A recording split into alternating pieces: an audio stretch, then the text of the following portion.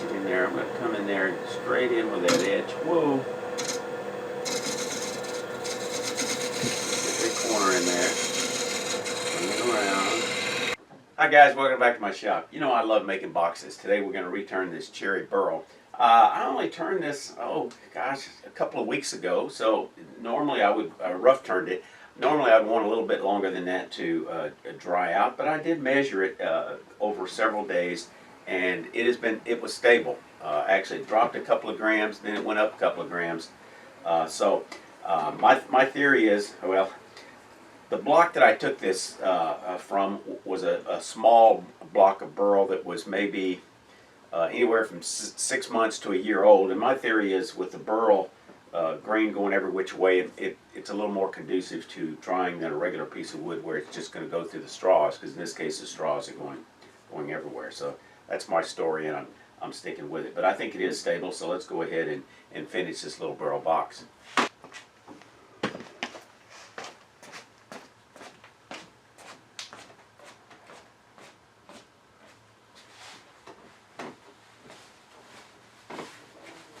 We're going to start first with the lid. Take off the tape where I put the top and bottom together to air out on each end. I always like to do the lid first when it's an overfitting lid. So I already got the tenon on there. Probably a little larger tenon than I needed, but it won't make any difference. I'm just going to move this around until it fits good. Press it in the middle and lock it down. You know, when I first started turning, I never heard of a negative rake scraper. Then I watched Stuart Batty and had a class with him, and I gradually started switching over more and more to negative rake scrapers. Now that I've been collaborating with Richard Raffin and Tomislav Tomasic, I'm going back to do more work with conventional scrapers because the jury's still out which one is best for me. There is no right answer for everybody, and they both work. But I'm using this, I just put a fresh burr on it. The key is having it a negative rake, and let's get to going. The key is going a very light touch in a negative rake.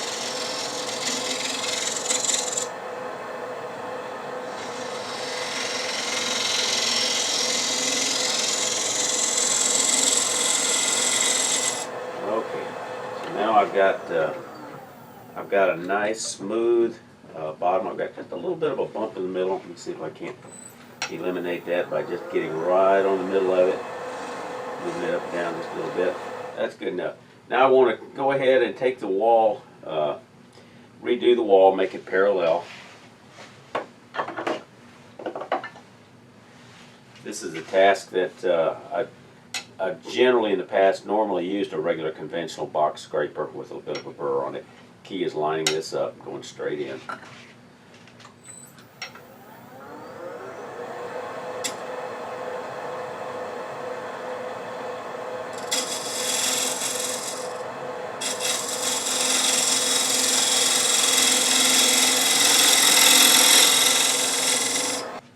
You know, there's three ways to make sure that you've got parallel walls and they fit.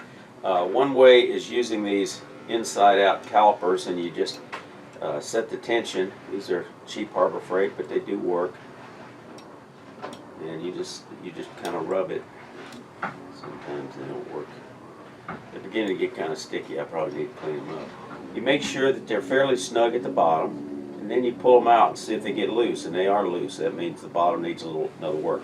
The way that I normally use is I put just simply put a 6-inch ruler flat against it with my fingers and look down on it. In this case, I can tell it's coming out. It's tunneling in, which is not unusual on your first try. That's the second one. The third one is you just do it and see if it'll fit later and find out it doesn't. That's not the good way. So I'm going to pick up the cut initially at the very front, but ease it on back, take out a little more wood as I go back down. Again, with my arm over the handle as an extension of my arm.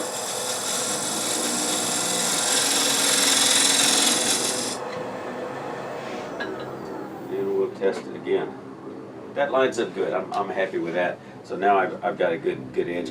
I am going to sand now, and I'm going to chamfer that little corner there just a little bit, make it just a little easier to for the lid to slip on the final fit. There's some house cleaning going on upstairs, so pardon the vacuum. So the tool that I like to use for making these little chamfers are little point tools, because it's one of the easiest ones. It's small, it's easy to make, and it works great. So I'm just going to put just a tiny little chamfer there to make it a little easier fitting the lid.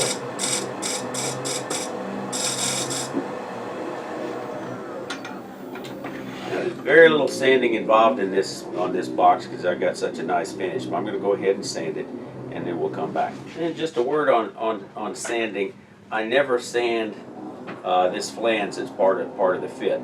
Also, when I hollow it out, it's not unusual for me to have a separator from where the box scraper comes in to take that flange, and I have a flat area there. I don't necessarily try to get rid of it. Sometimes it's nice to have that demarcation to make it easy to evaluate where you're going to do that sanding, and then you can come back in that corner if you want.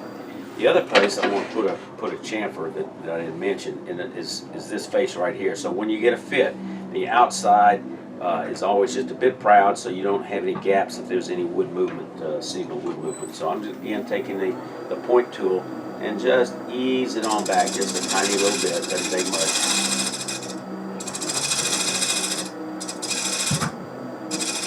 But now I got rid of that earlier chamfer I did, so let me just kind of round over that edge again. And now we're ready to shape the outside. So I've made this design a lot, so I have a pretty good feel for what I want to do here. I want to put a bead right here. You can put a bead here, or you can put it on the base near the top. A bead helps disguise the join when there's some movement. I've learned most of my box making techniques from Richard Raffin's book. So one of the key things is don't make too fat a bead, or it can look kind of clunky. And what I like to do, because maybe I don't have the same skill as a lot of people, I like to mark where that bead's going to go with this point tool like that. And that just makes it a little easier for me to visualize it and then use the appropriate tool to actually turn that bead. And in this case, that tool is going to be this detailed spindle gouge. And just ride the bevel, lift the tool, bring it around, and set that bead. Same thing on the bottom, the top of the bead. So I can bring it right into that little groove that I marked. Next thing I'm going to do, I'm going to switch to a normal spindle gouge, because I find that better for most of the detail work I'm doing. And I'm going to cut this shoulder into that bead and slope it down. Curves are always good. Just swing my body around, using my body for this cut, not just my hands. And right into the base of that bead. Bring this up a little bit. When I bring it in, then I may have to come back and clean it up a little bit more. And any additional rounding can get taken care of by sanding. Nice continuous curve there. It's subtle, but you can see it. That's good. So now I'm going to take this off, and time to work on the base, because the rest of it's going to have to be done using the base as a jam chuck. So let me set that aside. I made this fairly thin. I didn't have big blocks of wood, so I wanted to use all of it. So this is actually be part of the base, because there's just not a lot of wood there. That's okay. So open this up. So the first thing I'm going to do is adjust this outside flange to fit this. Put this on as a jam chuck and go ahead and finish the top. So I evaluate the inside with these calipers, tighten it up. I'm going to hold it down here. Probably I should mark it a few times. Several tools you can take this flange down with. The one that works best for me tends to be a skew or beating and parting tool. So I'm going to take my beating and parting tool and just stroke the top a few times. Make sure it's sharp. That should raise a burr on the other side, small burr. Maybe I can do it better like this. Okay, so that's where the burr is.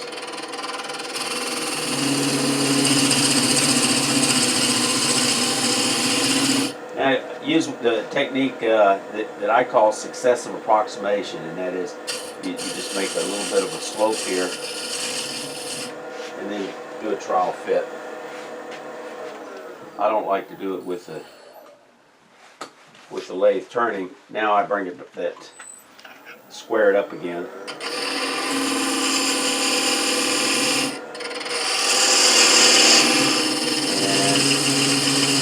Slope on it again. I can touch it. Works better. Whoa! Works better if you have a little wax finish on here, which I probably should have done. And that looks like I'm going to have a nice. I can probably take it down just a touch, so I don't risk splitting it. And because it is tapered, I've got to square it up anyway. So trying to feel for which end had the burr. Okay.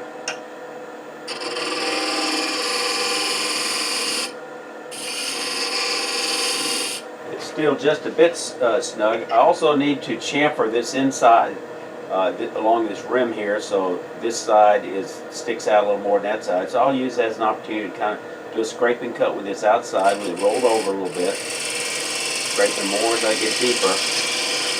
You just barely touch that bottom right there, and hope that I now have a nice snug fit. This is not the final fit. This is the jam fit that I'm trying to put on here. Probably tighter than I should have had it, because that is not coming off.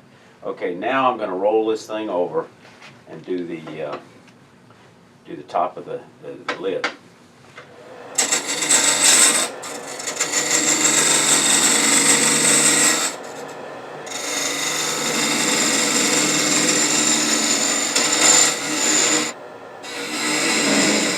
Just bring this in as just a very slight OG here, which is kind of an very flat S-shaped curve.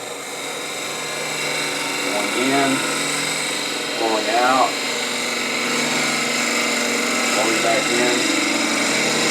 Look at that rounded surface at the top. Now, from earlier box videos showing how to rough it, one of the things I don't have to worry about is damage that was left previously, because I cleaned that off when I roughed out the blank. So there was no little divot here that I could be concerned with, so I could use that entire top as the top. And that's getting to be a pretty nice surface. I think I could probably smooth that out just a little bit more by using a skew as a negative rake scraper. And I want to think a little bit about what I want to do here at the very edge. Now, I could do this with a special negative rake scraper, but you know, for those of y'all who don't have that, you know, a skew will work fine. I've just got to decide, okay, which side of this am I going to make this cut with? It's going to be this side. That's the side I want to burr on. So I'm just going to stroke this a little bit to make it a negative rake scraper with a burr. All right, that's all it'll take. It's going to come along. The other thing I want to do is I'm going to put just the tiniest little bead right there. I think I'm going to do that first. And the easiest way for me to do that on a box is use a specialty. This is from D-Way beading tool, and I want to come away from the edge just a little bit. Have it very upright. I want to drop the tool rest just a little bit more. I want to be cutting near center, and just have it parallel to the surface. Maybe one side engages first, but with the handle drop down low, and then just rock it a little bit, side to side.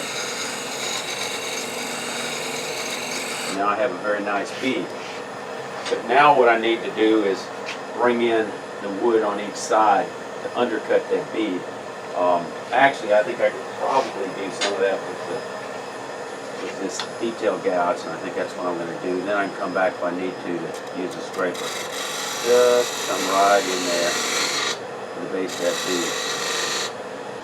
And coming in from the other side, you know, the easiest way to do that, which I don't normally do, is to probably put it in reverse.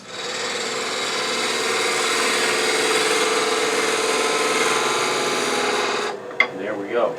So I want that bead to stand proud like it's doing, and now I can kind of decide do I have any little bumps or ripples that it'd be easier to deal with. And I do have a little bit of one at the top, so there's where this scraper comes in.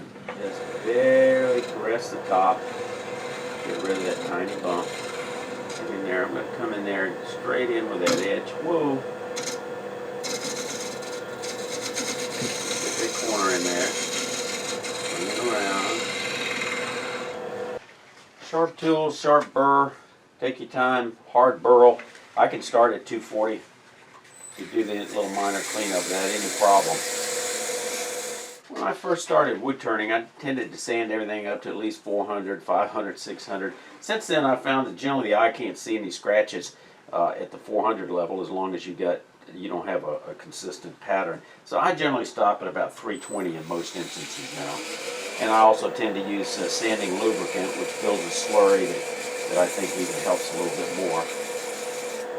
And as most of y'all are aware that watch a number of my videos, I'm a big believer in this abrasive paste for a lot of wood turnings. And no, it doesn't interfere with any finish that I'm aware of, as long as you get the wax cleaned off of it. The wax gets in there, but it's got an abrasive. And this is a homemade version, but there's a number of commercial ones, Axe and Yorkshire Grip and U-View Triple E, which I don't like as much as the others. So you just keep it moving. It'll get rid of the micro scratches. And go to a clean area and make sure you don't get any wax off of it. Now with the top mounted, I need to roll this over and tuck up to the bead. So I need to do that with the lid on without touching that bead. And I typically go with a 1/3, 2/3 rule. So I want the thickest part to be 1/3 down from the top. So that's where I'm going to start my bead. Drop the handle.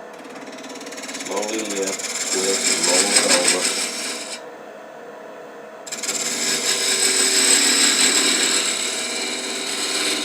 Once I get close to the bead, it's like, okay, I know where I need to roll it over to, and I'm going to take the top off. Don't want to damage it. Let's see where the base gap is. Smallest gap, that's the area I want to work. There we go. Okay, so we will ease this fit before we finish. Alright, so now I want to do that, finish that rounding off right here, then we'll go back to, we'll finish hauling. Bring it around, lift the handle, twist, twist, twist, keep spinning it around. It's going to be shaped a little bit like Lady's cold cream jar. Again, back to the beading and parting tool for that. Just touch it right here. Just the tiniest little bit. Chamfer the edge just a little bit. I'll use this tool since it's in my hand. And I want a somewhat loose fit. I don't want a turner's fit. That's too tight for me. I want just, but I'm not going to touch it with sandpaper. I want a nice clean, and again, feel for that burr. And just barely caress it.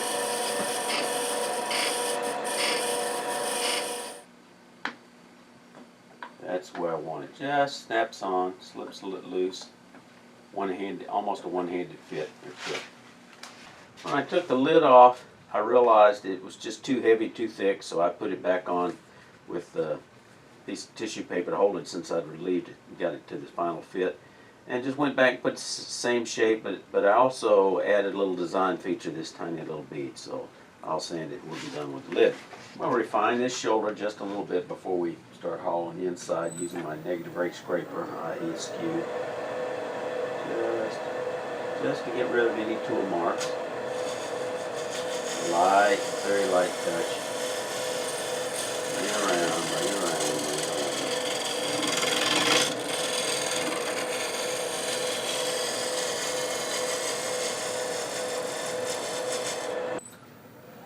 Again, coming in parallel.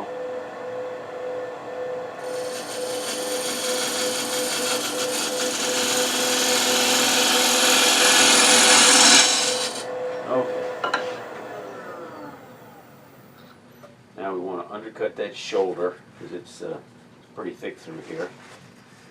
So I'm just going to take the old burr off.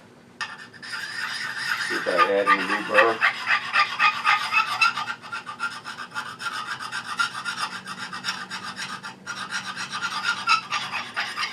Okay, and we're just going to come under here.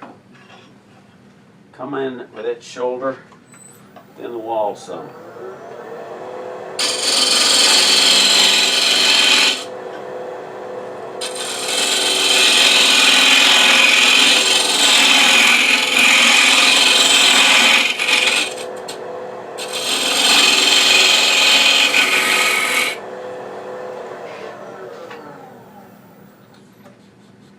Much better. Still got a little ways to go. I don't want this to be a clunky box, so let's thin it down just a bit more.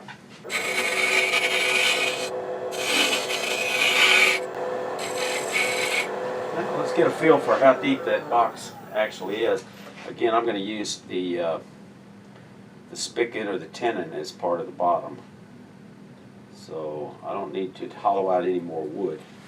Got a little bump there at the bottom I need to get rid of. Do that with this. Find the middle. Get right across it. Up, down, across. Down, across. And it's gone. Okay. Now the challenge is how do we get to the bottom of the box? And we're going to do that with a jam chuck. Before we turn it around and finish the outside, we got to finish sanding the inside. I just take these sticks, put a little cotton or batting or paper towel on it, fold this over, tape it. Sometimes I'll have one coming in each direction, and this works great for small boxes like this. I don't usually get crazy with them. I do a couple, maybe 120 and then 240.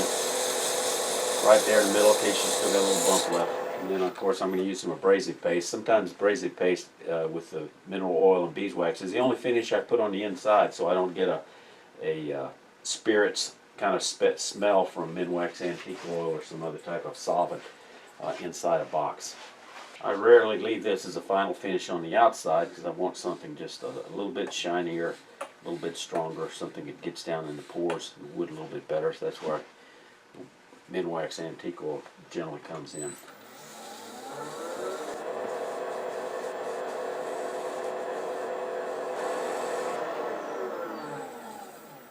And that feels good. So this is where I open my drawer of various scraps of spindle scraps, screw chucks, jam chucks, whatever, and I find an old one that looks like it might work, and that will be fine. I got it threaded for a threaded box, no problem. So I put this scrap block in here, this old piece of 2x4. I'm going to measure just a little, give myself a little bit of room for error here. So do the normal technique, touch it here, not here. Try to have a ring that will match that outer edge.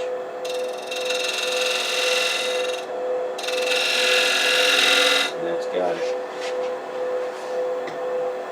And then I'm simply going to come in with my box scraper and come straight in.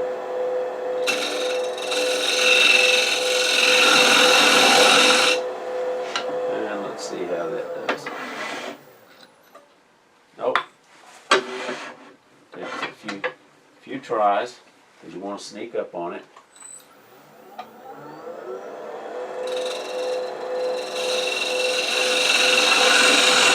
On these, you don't really want parallel walls. You want about a 3 degree taper, similar to a Morse taper, and that will give you a very snug fit.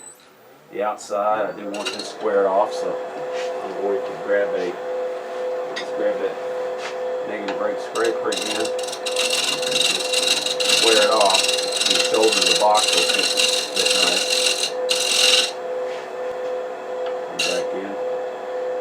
Line this up with just the very slightest inward slant.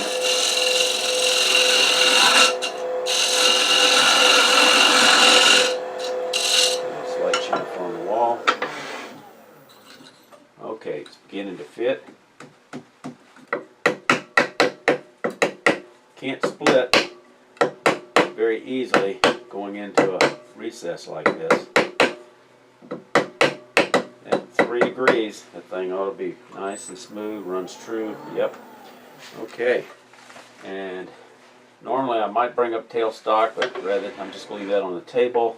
I'm going to decide where the bottom is going to be. And I think I might just use a pencil to get a feel for that. I want it to taper down.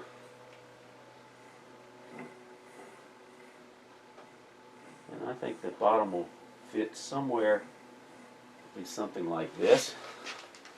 So now I just need to take my spindle gouge, and I've got to be very careful. I'm going to go from the outside to the inside because it's a spindle, but I've got to be careful not to force it off my jam chuck. So I'm having this at a slight angle here, like this. And I'm just going to knock off the corners. Richard Raffin says, take away what you don't want, deal with the rest. So this is where the wood's got to come off.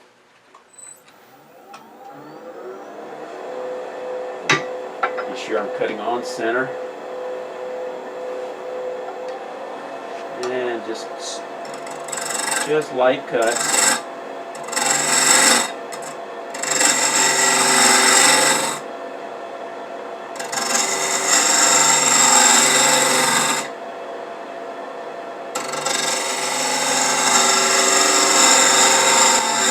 Like in the here. And bottom. Okay, now this one in. And maybe tuck it in a little bit at the bottom so it'll kind of float on the table. So I'm looking at it sideways to see how smooth the curve I've got here. It's still a little bit flat. I need to round it over just a little bit more here. I think the base of the box looks pretty good. I do need to flatten it. I don't have a lot of meat there because it's pretty thin.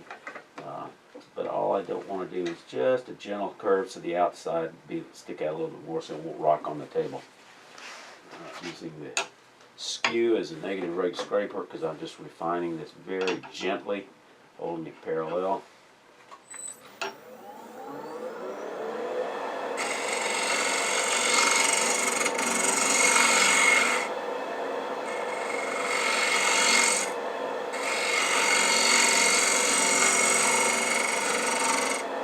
Now, to make sure that I've got it flat, I really need to test it with a ruler. And yes, it does concave very nicely, so I'm happy with that. And I want to think about the bottom, and I just think I want to put just a couple of V grooves. Again, I find the point tool is the easiest tool for doing that. I need to go back to this shoulder and refine that just a little bit more.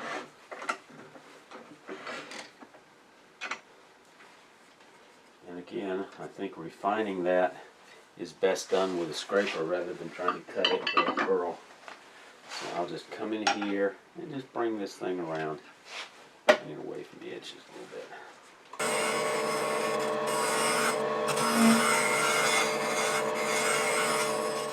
Okay, sand it to 320, use my abrasive paste. Let's see if we can't get this out. It's in there real good. Let me show you a little trick on how you do that. I'm going to use a parting tool and I'm going to give myself, no more than a 1/16 of an inch between of this jam chuck between the parting tool and the base. Let me see if I can give you a better view of that. Now this is pine. Normally I try to avoid coming in with a parting tool on cross grain work, but I think for this it'll be fine.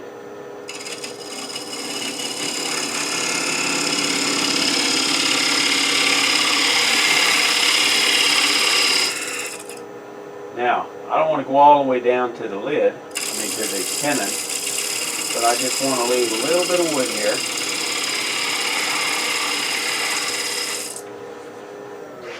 That prevents me from marking it. Now all I got to do is use this and just kind of wedge it out without any problem. And that technique works very effectively. Let's get the lid, show you what it looks like. Here's my box. I'm happy with the shape. Okay, be sure to hit the like button so other people can find this video. Remember, y'all stay safe. Come on back, you hear?